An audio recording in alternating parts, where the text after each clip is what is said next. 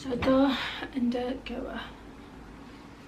everyone, my name is Mercy. Welcome to my channel. I'm super excited for you to be here. I'm a fourth year medical student, and in this video I'm going to be talking about mental health and how to progress through medical school with a stable mental health.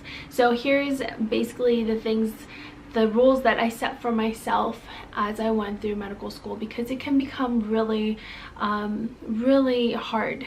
You have to make a lot of sacrifices, you have to make a lot of decisions, tough decisions, you have to have dedication, and you definitely need a way to making sure that you are mentally healthy, because eventually you'll become someone's doctor, someone's physician who depend on you, and you need to be able to stand on your own feet and be mentally and physically healthy, to be preaching both mental and physical health to your patients. So with that said, I hope that you hit the subscribe button and hit the like button and share this video if you find it helpful. And I'm really excited to talk about this, as this was requested, and this is something that I think is really important, especially in the medical field. I have a couple of things that I've listed. The first three are the most important ones, and they are the ones that I really paid attention to, especially the first two. And I really think that if you practice this, it is going to really be helpful. Just like exercising your physical health, you want to maintain your muscle tone and all of that. Similarly with mental health, you have to exercise it daily. You have to exercise it, and it's not just, okay, I'm going to be positive for today and then kind of expect to be continuously positive. It's something that you have to constantly work on, especially if your perception or your mentality isn't where it should be. You have to practice daily in order to eventually change it.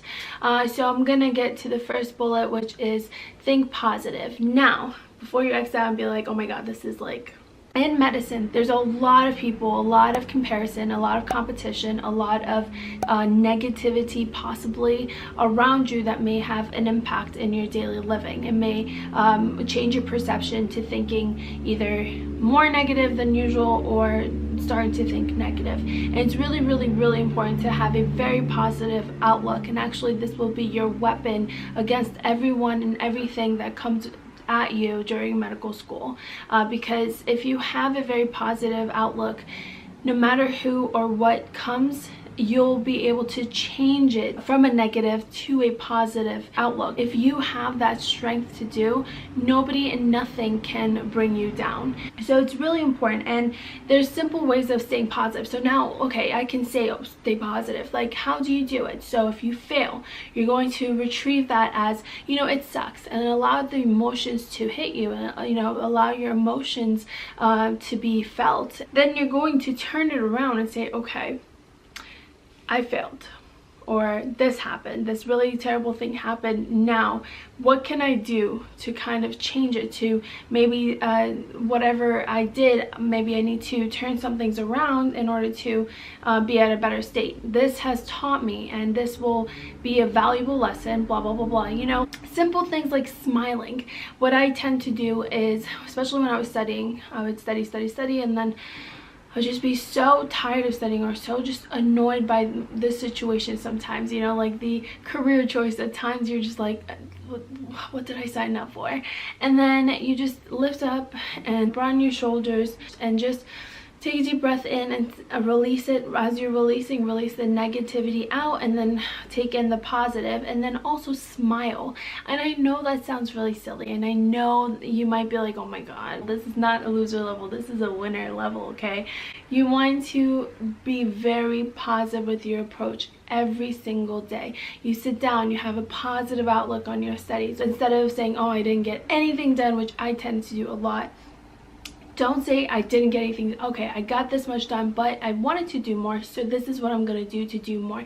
And just keep always smiling and be happy and cheery. And what I always did was put up an upbeat music and kind of dance to it. I have this positive energy in me, and then I was utilizing my positive energy into studying. So then I eliminated that negative thought process with studying and brought in more positive aspects. And eliminating negative people around you is really important, or negative things that are also hurting you. The way I would lift myself, because we're talking about, you know, positive energy and lifting yourself up, is also I would never look down on someone and try to lift myself up by putting someone else down. I don't like to look at it that way, because it's not positive energy that you're taking in by putting someone else down, because that's still negative form of energy, right? Because even though you're internally trying to bring yourself up, but you did it by a negative way, right?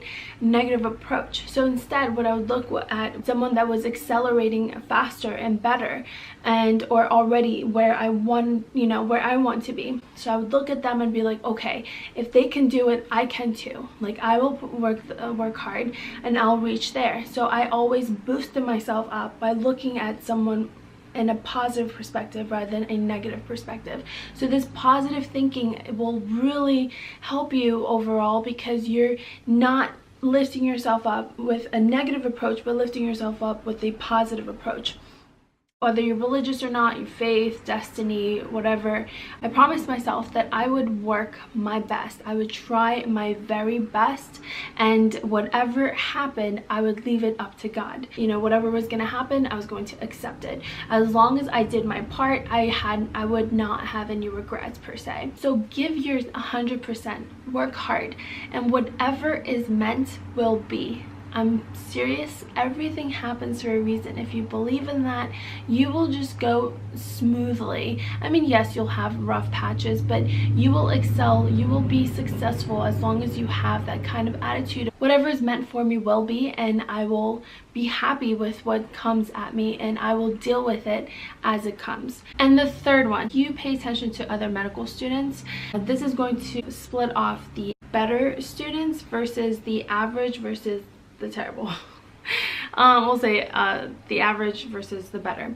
The better, the more accelerated medical students are going to have a very consistent routine. So if you can figure out start out with a basic routine and then you can advance it, but have a routine that you're going to be very consistent about. You're going to wake up at the same time, you're going to do the same things in the morning, and then you'll, you know, go to your lectures or go to your clinical rotation, and then you'll come back and you'll have a routine afterwards as well. That routine is going to be really, really vital to your success as well, and it's going to decrease or bring down that anxiety, pressure, and possibly depression. You're going to have less stress because you have a good approach to your day, and you are not going to waste it away by sleeping excessively or waste it away by panicking. Instead, you have a very planned out day, and you're going to get those things done, and you're not going to get really sidetracked as much because you have a plan and you're very consistent with it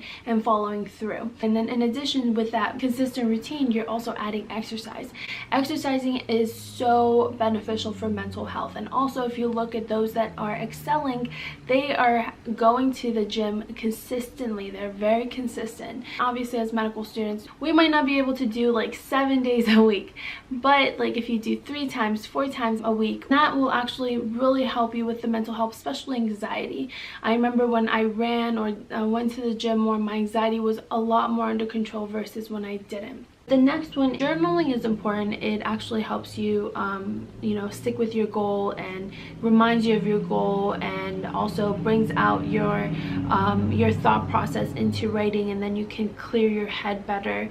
And the times where I was in like a ditch, that's when I would start writing. I would write my feelings, I would write my insecurities, I would write what I really felt, and then I would read it again and see like if it made sense and as to why, and then I would figure out a goal or a way to change that and better myself. And this allowed me to have a stable mental health. There were times and I could feel that I was in a ditch, and I was able to get myself out by looking at like what I was doing, how I was thinking, and turning things around slowly, at least to then getting back out of that ditch. So writing your thoughts out is important, especially in the mornings. I would just get up, write out my thoughts, write out my goals, do something every day, maybe for 20 minutes to up to an hour, of something that is outside of medicine, whether it is blogging, I don't know, knitting, whatever it is, something that you enjoy that's outside of medicine. Doing facials, have an hour to yourself. Or if you're in a really busy rotation or you have a lot of lectures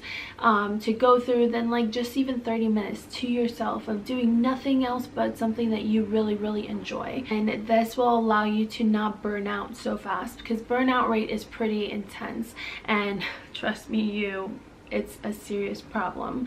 And two other things that I would like to talk about: social media. Really encourage you to not compare yourself with other people. It's going to be really negative, and you want to remember that everybody has a struggle, no matter if they're a freaking genius or they're average. Every single person has a struggle, and you might not see it, especially on social media, because not everybody's going to post on their bad days. They're going to mostly post on their good days. So be careful, and whenever you compare yourself to someone, everybody is struggling some way, somehow.